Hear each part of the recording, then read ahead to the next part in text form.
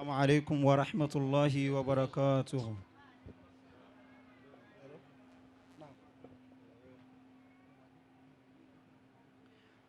ونعتقد القرآن تنزيل ربنا بجاء جبريل النبي محمدا.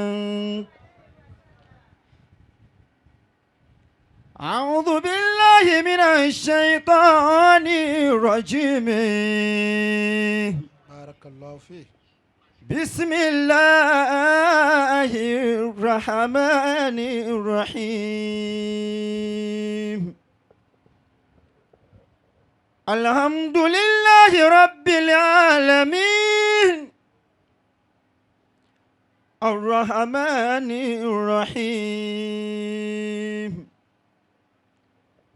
مالك يوم الدين.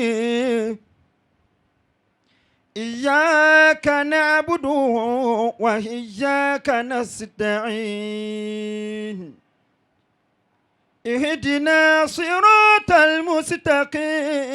المستقيم صراط الذين أنعمت عليهم غير المغضوب عليهم ولا الضالين.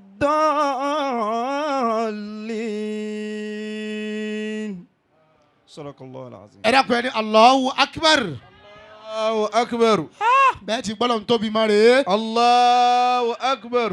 ẹ sì gbọ́dọ̀ ń tóbi dáadáa. Allahu akbar. ẹ kálukùránì náà ó rìn mí ń kàkín púpọ̀. Èkó la wà á sí ńlọrin. àfa náà ó ti jẹja tútù. ọ̀nà fún rẹ̀ wá kílíà. Tó ẹ máa bí àwa ti wá lọ́hùn táwa ń mú kọ àti kàngú. Tó. gbogbo yóò lé ní kòkòkò. ọlọ́run ọjà dùn àyàn gbà. Àmín. nígbà tá a fún wọn lówó ẹ sáámi fún wọn. Àmín. Tó kí lẹ fẹ́ ṣe lọ́yà. àwọn tó mọ ìyá Al-Qur'ani lọ́yà nìkan ló wọn làwọn mọ ìyá Al-Qur'ani. bẹ́ẹ̀ ni. lọ́yà Tó ẹ sì ṣe bẹ́ẹ̀ fálùkùránì àdúrà yẹn gbà. tó tọ́wọ́ kí mo ti ní mo obìnrin lówó kẹ́nìkan kan mọ̀ wá mọ́ lẹ́yìn àwọn méjì ó wo. di méjì. Kẹ́ni kankan máa wà á mọ́ àfẹn tó bá mọ iye ẹ̀. ẹni ọba mọ iyì rẹ̀ nìkan. Tó.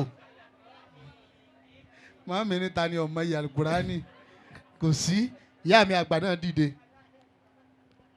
obìnrin kan sí bí n bá ti rí obìnrin kan sí kí gbogbo ẹ̀ yòókù ọmọ ṣe. Tó obìnrin kan sí obìnrin kan. abọ̀yìn yòókù. ẹ rí i pé ìdákọ̀ ọkùnrin àwa ẹ̀sìrà agídí ìmọ̀ bẹ pẹ̀lú àwọn ọkùnrin.